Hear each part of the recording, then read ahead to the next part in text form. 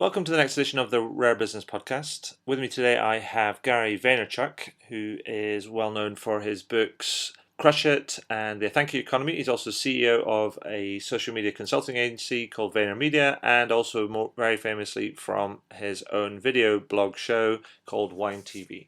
This interview is also part of a series of interviews that Gary has arranged to do, called as part of his One a Day campaign, where he's going to do 365 interviews over the course of this year with various people about various topics, and I thought that was a great opportunity to speak to Gary, so I thought I signed up. And so today is the February the 12th installment in that interview series. So next up is I'm just going to get stuck into the interview with Gary, so I'll see you on the other side. So Gary, people are lauding customer service and a business's agility to deliver great service as being a leading competitive advantage. Do you agree with that, and why do you think that may be? Well, I definitely agree with it. It's what's called the thank you economy, right? Yeah. I think that the reason I agree is because I think business is human, and I think people make emotional decisions. And obviously, effort and caring about the end consumer is a way to really touch the consumer. But more importantly, I think it's actually the reverse, which means that when you're not getting the kind of service you're looking for, or when you have a negative experience, it's stunning how I always used to say it's very expensive to get a customer and it's very easy to lose one. And so Sure. I never understood why people spend so much money on acquisition and never spend money on retention. The economics of it show you that that's where you want to go. I just think it's harder. It's more human. And I think the world has been more driven by IQ than EQ. And so, to me, it's just a very simple old school tenor of business, which is, if you can keep the customers you already have, you're in a far better place. And I think that's why I believe in customer service and that whole notion. Fantastic. Now, you mentioned in the book, The Thank You Economy.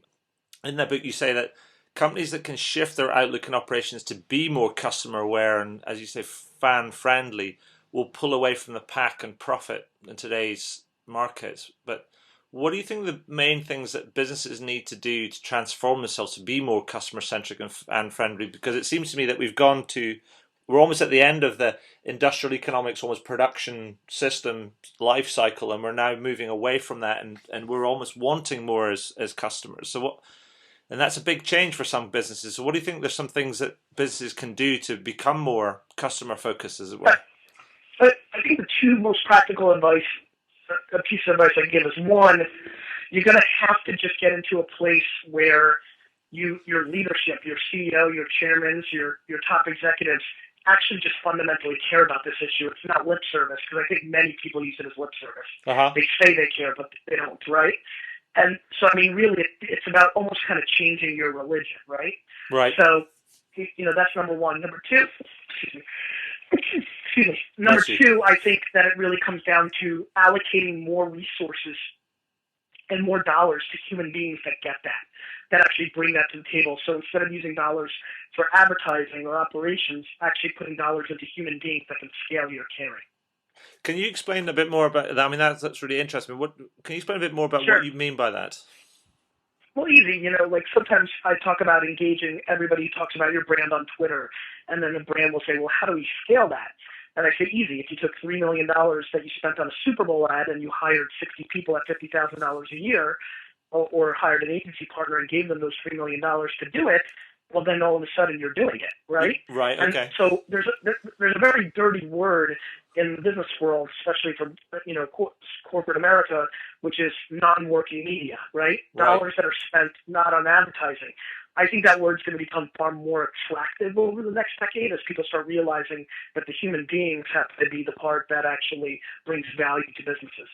And don't you think it's really interesting? I think this is related to that. It's a fundamental change, I think, is that when you have, say you call up a business and you speak to their call center, or you go into a big retail store and you speak to their retail assistants, that it tells you a lot about businesses when those people are effectively your front line. They are your brand ambassadors. They are effectively your brand, but yet in many cases they are some of the least paid people in the company.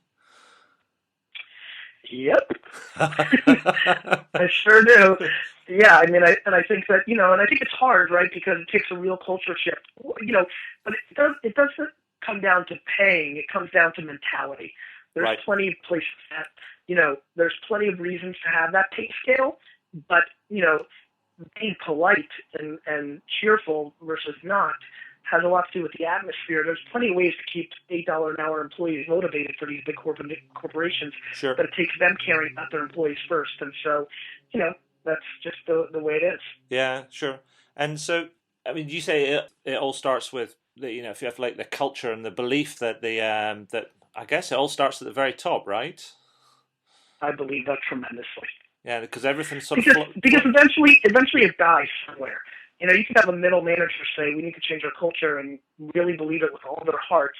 And if she tries to sell it up the ladder, her boss might say, yeah, that's a great idea, and I agree, and that's worth our dollars. But eventually it gets to somebody who says no because they're CFOing the organization and making decisions based on dollars and cents because this stuff takes money. And that's it. And that's why it has to be top down. right. So if I was to say to you, now say I'm one of my readers or one of my listeners, they are because my audience is quite mixed and it ranges from people in large corporates to people that are small business owners, entrepreneurs. And if I would say to you, that sounds brilliant and I want to really kind of do that, what would be your top 3 tips to start transforming your business to be a bit more customer focused? Would you say, what would they be for that entrepreneur? First, I would financially audit where all the money is going and try to figure out where we're spending money that's bringing us the least return on investment, whether it's advertising, whether it's operations, whether it's a licensing agreement, because it's all about the dollars and cents. Can you afford to transform your organization matters as much as you wanting to, right? Right. And so I would audit, and I would say most organizations are always spending 20% to 30% of their money on something that brings them no value, all of us. And so I would then allocate those 20 to 30% of those dollars into people that can actually execute whatever you think is extraordinary service or expectation. And so then it would go with a very huge event where you kind of like do the new marching orders, leadership put in place to actually execute the marching orders, and auditing it as often as possible to make sure you're actually doing it. Okay, fantastic. Now, I know that you've the last few years you've been writing lots of stuff and books and things. And the first was Crush It, then there was the Thank You Economy. Do you have any other books on the horizon? I do. I'm releasing a book in the fall called Jab, Jab, Jab, Jab, Jab, Right Hook. 5 jabs. I think I gave you more there. Right Hook. And the subtitle is How to Tell Your Story in a Noisy World. So it really speaks to how to get content out there in a social, Facebook, Twitter, ADD, mobile world. And so that's what I'm working on. Brilliant. And can I get the first request in for potentially an interview if I speak to Krista? Absolutely. That's brilliant. So, Gary, that's brilliant. I mean, there's a thing that I always think about, and I always ask this question at the end of my sort of quick conversations with people I speak to on the blog. And that question is there anything that you would like to shamelessly plug? So I would say no. Okay. There really isn't. It's, and I'm not sure if this is an unusual answer or not, but for me, it's not natural for me. That to me is kind of why I'm writing the book. That to me Right. is throwing a right hook, right? Right. And for now, I'd be more interested in just creating jabs with your audience before I go in for the right hook. So I can be patient. I'm sure I'll get around to it. Maybe it's when you do interview me for the book. But for now, I'm quite calm and content with giving away content and information. Gary, that's brilliant. I mean, it's I only ever ask that question because it does get such a broad range of responses. I'm sure. And particularly from British people, because we're not necessarily backward at coming. We're very backward at coming forward, as it were. And so it puts them. Yep. Usually, I get the nervous laugh, and then they go, "Can I do 2 things?" I love it. So, Gary, thank you so much for your time today. That's been wonderful, and I'll get this all kind of edited up and published, and it will go live and add to the one a day that you're doing, which I think is a fantastic effort. And congratulate you on that. And that's amazing.